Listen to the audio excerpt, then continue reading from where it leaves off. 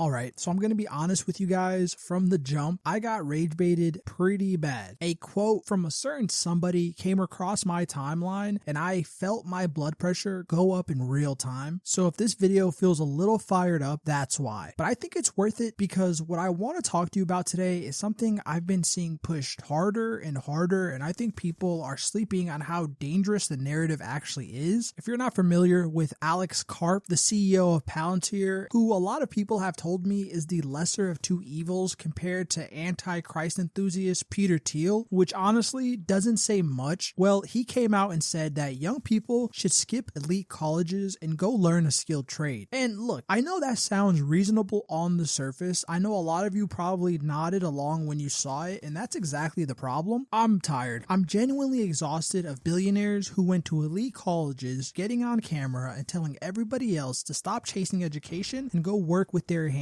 And I want to spend this whole video breaking down why that messaging is a trap, who benefits from it, and what's actually going on underneath the surface. Before I jump into this topic, I want to give a shout out to the trade workers. The things I cover in this video are not to shame trade workers or paint them in a bad light. I have a ton of respect, but I'm making this video to shed light on a bigger problem. While I think there's immense opportunity in the trades, I also think there's a nefarious reason why these elites are pushing this so hard on Gen Z and every generation after. Also, I have to concede that college is broken. College in America has serious issues. It is broken, and I'm not here to pretend that it isn't. We have built up institutions that have turned into extraction machines. They prey on 17 and 18-year-olds who don't know any better, convincing them that a degree is the only legitimate path to success, even if it comes at the cost of hundreds and thousands of dollars of debt. And this disillusioned idea of success has made it so that the school gets paid whether you graduate or not. If you end up in a predicament and end up defaulting on that loan, they don't care. They already got their money. We're talking about a system that has made itself unaffordable on purpose. They can keep raising rates knowing that students will keep borrowing. It's a unfair market, and even though there are ways around that, going to community college, looking at grants,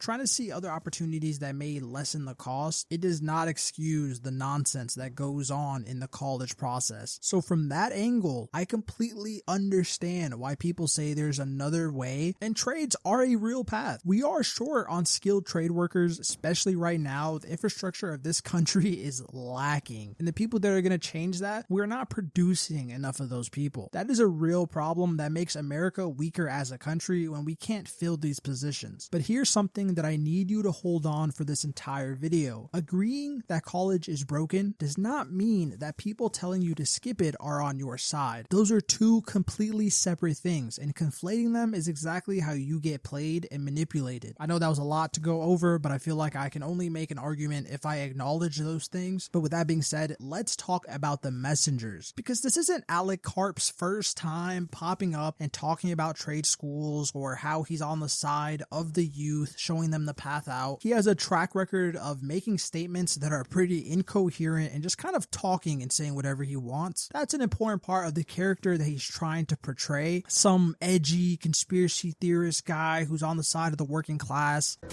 Conspiracy theorists, you may hate this, but there's one person protecting your right to be a conspiracy theorist that actually has a seat at the table, and that person is me.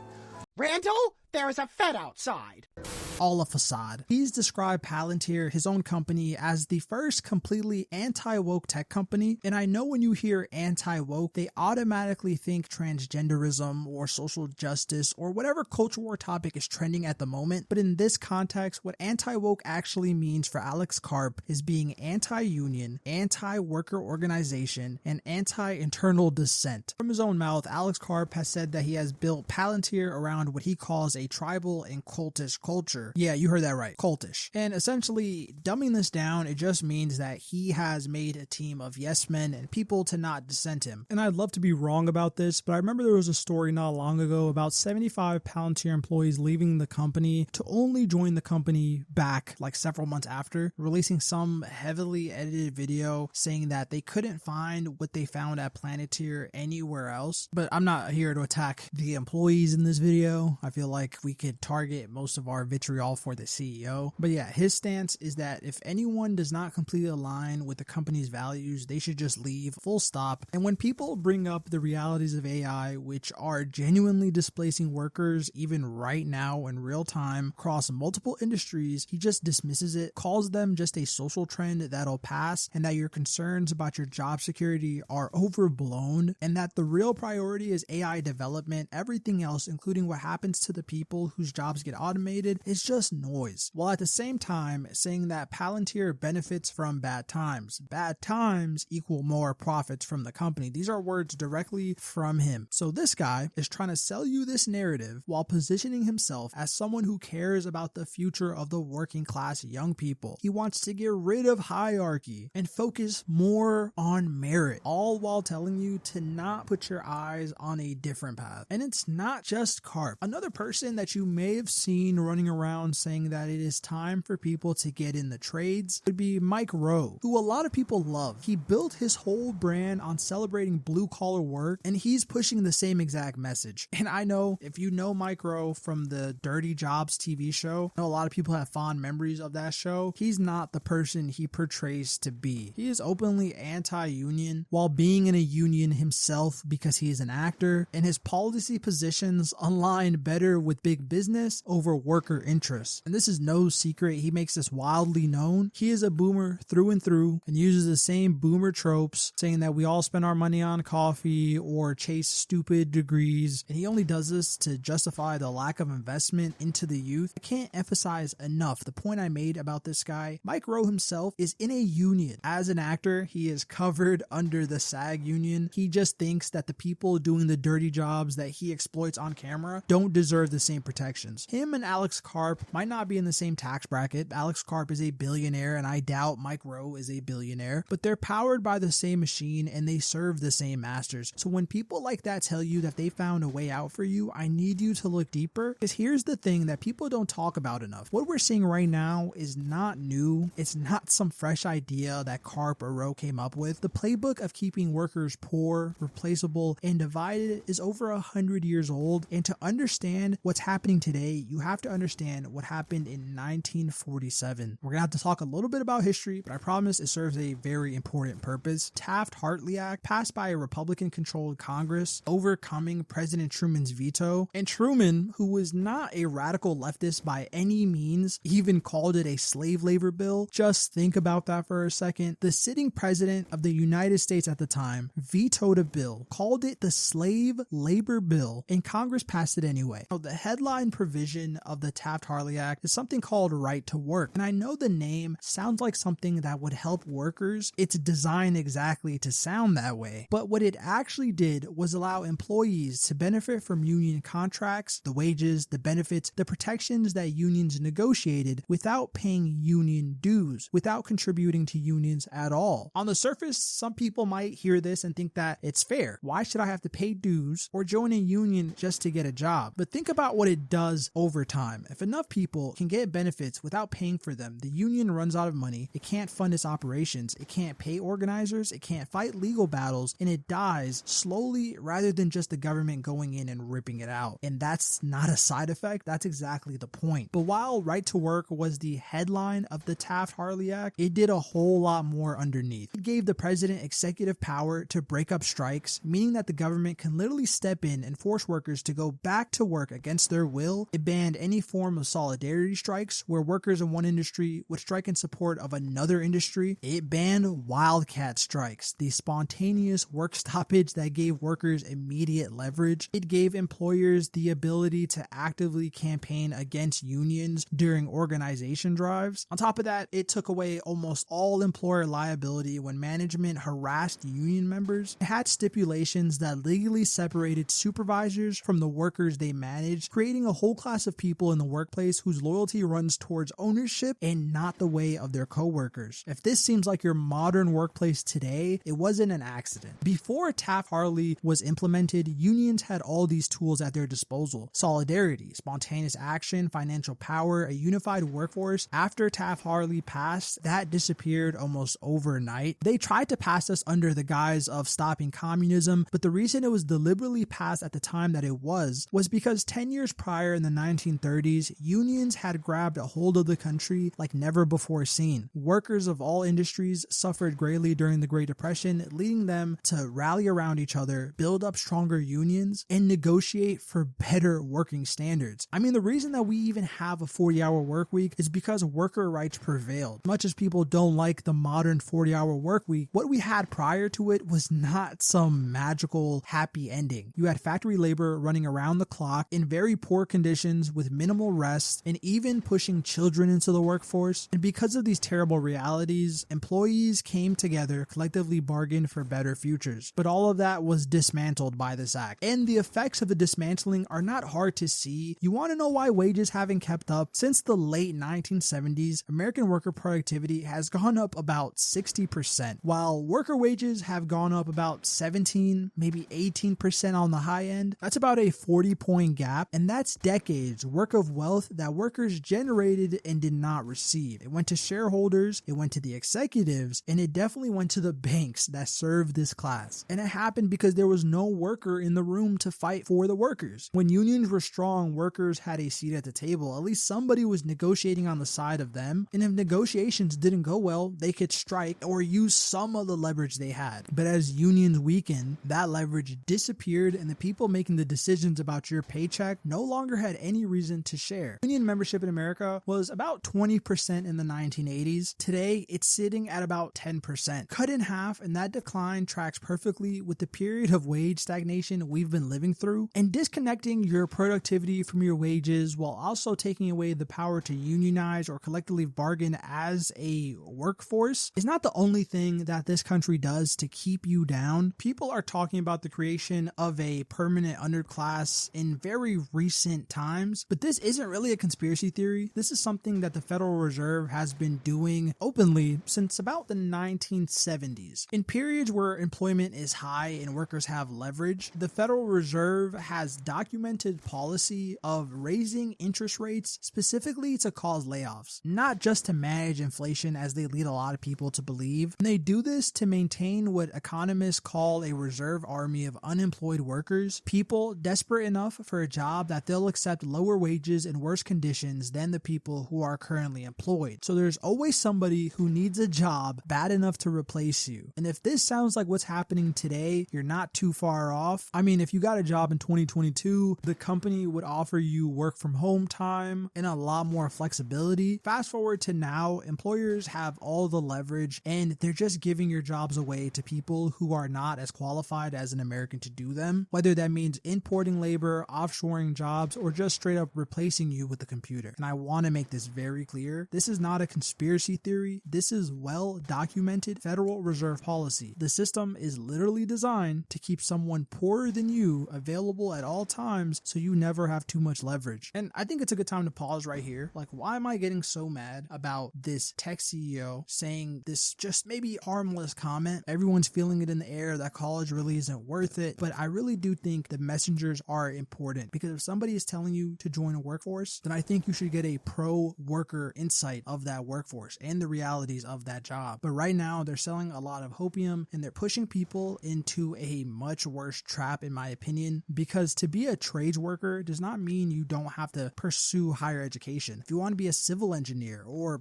actually a lot of engineers require some form of credentials, and higher education is going to be in your path. But this villainization of higher education, of picking up new skills through something like a college or some institute that is certified, is not going to pay off in the long run, and is going to make a workforce that has no real opportunity to pivot into different fields. And I think that ties directly into a concept called deskilling. And this idea is pretty simple. When you break down a job into the smallest possible task, it gives each worker only their one piece. And it does a few things. It makes the work go by faster. It also lessens the production cost of that job, making it cheaper. It also makes the workers very replaceable. Think about Amazon warehouse workers. They live and work by an algorithm that tells them exactly where they have to be, how long they have to walk there, and how long it will take to complete that task, even counting down their break to the second. There's no obligation for them to understand the entire system they work with. They just need to get through their one step, and that's on purpose. A worker who understands the entire operations has power. They are gaining a skill. But a worker who only knows how to scan a label can be replaced tomorrow by anybody off the street willing to apply. And by the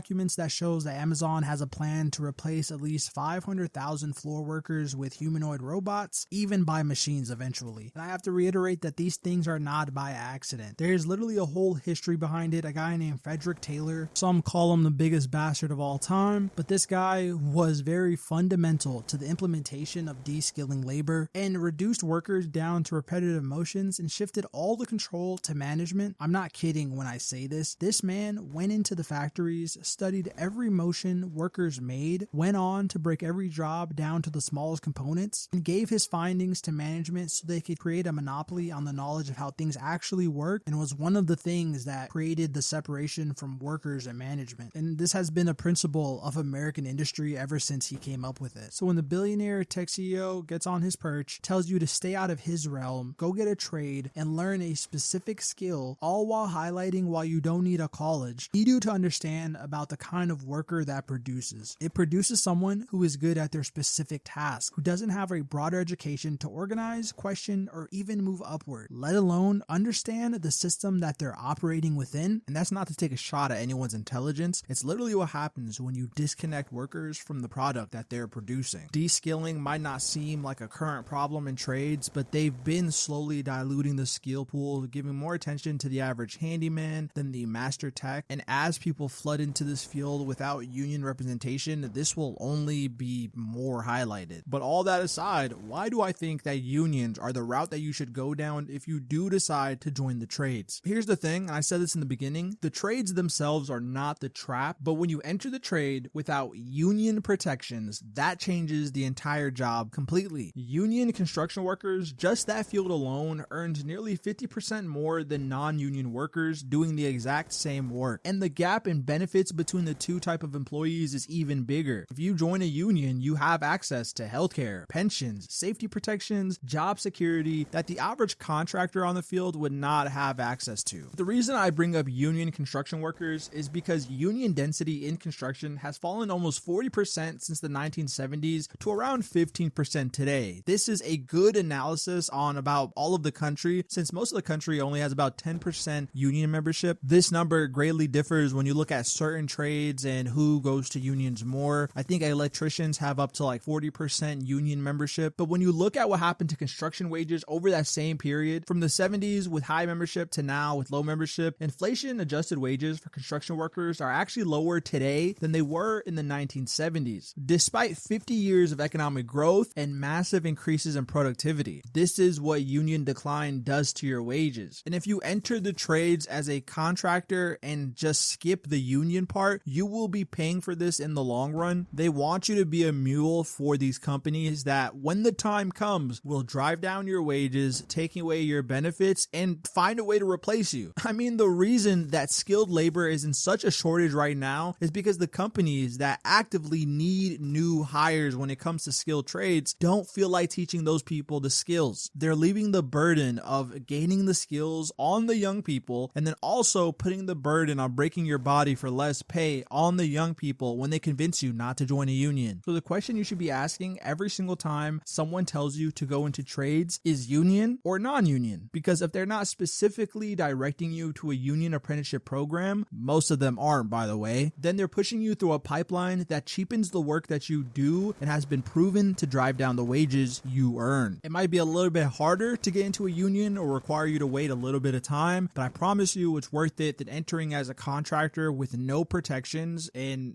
no exceptions. I'm not coming from this topic as somebody who has worked in tech and is telling people not to go into trades. I have done trades myself. Right after I graduated high school with no plan to go to college, the first opportunity that presented itself to me was working for my ex-girlfriend's stepdad at his roofing company. And you probably already know where I'm going with this. We're talking about Georgia in the summer, waking up around 6 a.m. Monday through Friday, maybe Saturday if we were booked for an extra job that week, driving at least 40 to 50 minutes to the job site. And I was lucky I had my own car. If I didn't, I would be picked up by a van, sleeping in the van with at least 10 to 12 other people until we got to the job site. By the time we start working at 7, 8 a.m. after we've unpacked all the bundles and gotten ready to tear off the current existing roof, and by the time we're knee deep ripping off the roof, the sun is blaring hot in full force, and Georgia summers regularly hit the 100 degrees mark pretty frequently. And when you're on an elevated elevated surface like the roof that high up in the air, the temperature up there can feel 50 degrees hotter because of the asphalt shingles you're working on. This means that the shingles are hot enough to burn your skin if they touch you without protection. Now imagine working in these conditions until about 7 to 8 p.m. when we would finish the job with only one lunch break in the middle. The most bittersweet moment of that job is when it would rain, because you would feel the relief from the rain cooling down your body, but you knew that you would have to delay the job until tomorrow and maybe have to start 2 jobs in one day. And I'm not telling the story to complain or show how bad the experience is. The people that worked with me on that job were some of the hardest workers I've ever seen in my life, and I have nothing but respect for what those guys do, but I'm telling you this so that you understand what you're getting into. There's a reason that the turnover rate for these skilled trades is about 2.5 times higher than any other industry. Even right now, during a shortage, those people that work in that field consistently report feeling undervalued, overworked, stuck in toxic environments with no flexibility and even worse management. Add that with the physical toll, it's not hard to see why people burn out on this journey pretty fast. I just don't think this would be the case if more contractors were going through the union pipeline. And I know this video is running pretty long, but I have one more point to make, so please stick with me. I want to talk about tech workers for a quick second because I think it's the clearest preview of what the trade push is actually setting up. For many years, Silicon Valley has fought unionization very hard, and it's won for the large part. And for a long time, workers accepted this because the pay was very high, the cultures were some of the most refreshing in the industry. It overall seemed like a fair trade. But here's what happens once those companies get enough market power or are just tired of being collaborative. You see layoffs en masse, AI integration at speeds that aren't even necessary, and the threat to offshore whenever they can. This results in thousands, if not tens of thousands of jobs gone in months because there's no unions, there's no collective bargaining agreements, there's no protections of any kind. Nothing can slow down the change that they want to implement. The only saving grace in their situation is that they have a degree that they can fall back on and maybe pivot into a different job field. As hard as the job market is, I'm gonna be honest with you, a college degree still does help you. Now ask yourself, these same tech guys pushing the narrative into trades, if they're successful in routing a generation of young workers into non-union trade pipelines, what happens in 15 years when those same forces hit the trades? When robotics gets good enough to match human dexterity, or when they flood the market with even cheaper labor that is non-union? That generation of young people that you tricked down a career path that you were not fully honest about will have no degree to fall back on, no unions to fight for them, and credentials that will only work in one specific field. You are literally building a cage for them. I know someone's gonna find 30 minutes in this video and just be like, you're just telling people not to work, not to chase trades, not to chase anything, just don't work. That's not what I'm saying at all. If the trades genuinely interest you, go do it. It is a real and viable path, but go union. Find a union apprenticeship program. IBEW for electricians, UA for plumbers. I think there's one like the Brotherhoods of Building. I'm not sure, but the building trade unions run some of the best apprenticeship programs in the country. You will earn more, you will be protected, and you will be building something with actual long-term security behind it, so you're not 40 and left on the curb with aching bones. This is a push into trades that could actually help the youth, but I don't hear anybody talking about it. I definitely don't hear Alex Karp saying anything. I don't hear Mike Rowe saying a word, and I've even seen some union leaders be quiet on this subject, saying that we shouldn't slow down innovation, but we should have a conversation and a seat at the table later. People are losing their jobs to technology now. People are being forced down pipelines that won't benefit them in 5 years now, and people are being taken advantage of now. So I think the seat at the table needs to be advocated for and fought for as soon as possible. And for the people that think that college makes sense for their situation, I advise you to pursue it strategically. People say that America is oversaturated with college degrees. While I kind of have a mixed opinion of that, there is no confusion that we have an oversaturation of degrees that may not be worth as much, but if you make smart choices on the career path that you want to go to, college is almost always a net positive. Puts you in a better position than someone without a degree. You earn more in your lifetime with a degree, and you don't have to go to the elite colleges as Alex Karp says. You can go to a community college and have great outcomes for like 1/4 of the cost. It's obvious that the system is broken, but if you have your eyes open, you can find opportunity. I just don't see anybody offering solutions to the problem we have, rather giving young people an ultimatum. The thing thing I refuse to accept is the framing that it's one or the other. You either go into college, get buried in debt, or you skip it entirely, go into a non-union trade, and those are your only two options to make it out. And the people pushing this narrative, like Alex Karp, have come out and said that they benefit from the disruption. When society is in chaos, that's when they make their money. That's when they surveil. That's when they hand over information and make you a target. The quickest way to do that is to replace people's jobs, give them no meaning and no opportunity to move out of the class they're currently in. Something Americans, even though it's gotten harder over the decades, have had. I mean, just think about why tech CEOs, fake blue-collar workers like Mike Rowe, and the politicians that are echoing these same talking points have been doing everything in their power to make you more replaceable for 50 years. Outsourcing your job, busting your unions, keeping unemployment high to suppress your wages, and passing legislation at every chance they get that strips workers of every tool they had. And now they want you to walk through a trade school, devalue yourself to build the data centers that will end up destroying your quality of life. I'm trying to tell you this now so you don't go down this pipeline and feel like you got played when they kick you to the curb. Look at where they went to school. Look at where their children are going to school. Look at their actual policy positions on unions and worker rights, and then decide whose advice about the future you're going to take. I know this was a long ramble/rant session. I just had to get my thoughts out because I don't talk about unionization. We talk about a lot of worker rights on this channel, but unions are the number one thing that protect you from the company you work for. Americans have generally high approval of unions going back to the 30s till now. And as much as people say that unions are bad or they can be corrupt just like governments, and I agree at times, if you do not take care of a system, it will be corrupt. Look at our current government. But the union alternative, I feel, is a lot more secure than just giving everyone individual worker rights with no collective bargaining tools to use and then wondering why the average person has a terrible outcome. When rich people work together, it's seen as collaborative. It's called networking. But when the workers get together and talk about the value that they actually give, it's seen as a union and has been demonized. No one has your back in the working world, just yourself. So please make a decision that will benefit you for the long term. But with that being said, do you agree or disagree? Let me know down in the comments. Are you pro-union, anti-union? Do you think Magikarp is coming from a place of sincerity, or is he trying to create a permanent underclass without you knowing? I definitely think it's the latter. But until we talk again, like and subscribe to join the channel and to guarantee my dog gets a dog treat. And with that being said, thank you for tuning in. Until next time.